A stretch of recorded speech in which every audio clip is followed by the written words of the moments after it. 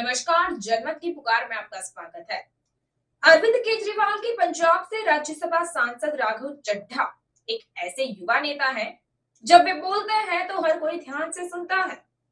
राघव चड्ढा हमेशा नए नए मुद्दों के जरिए चर्चा में बने रहते हैं। यही कारण है कि उनकी बातें संसद में भी और बाहर भी लोग सुनते हैं।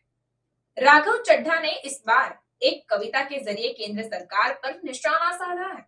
कविता के जरिए उन्होंने कहा है कि देश का आम आदमी सरकार द्वारा लगाए गए टैक्स के बोझ के तले दबता जा रहा है।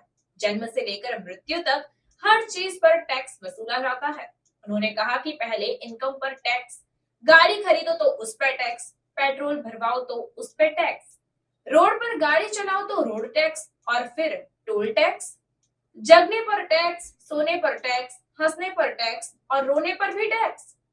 राघव चड्ढा की पूरी कविता सुनिए कि उन्होंने क्या कहा है। और अंत में अपनी बात खत्म करूंगा मैं एक कविता सुनाकर, थोड़ा सा सर और इंटेलिजेंस चाहूंगा। और इस टैक्स रिजीम के बारे में 4 पंक्तियां लिखी हैं सर, मैं आपके सामने पेश करना चाहूंगा। सरकार का एक सूत्री मिशन है टैक्स, सरकार का कमीशन है टैक्स।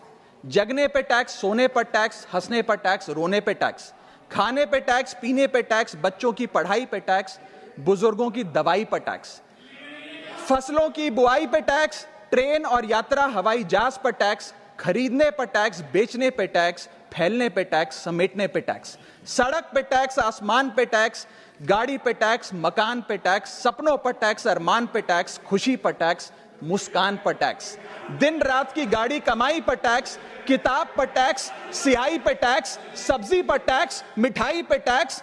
सरकार जनता से वसूल रही है बीजेपी से दिल लगाई पर टैक्स। बहुत बहुत शुक्रिया।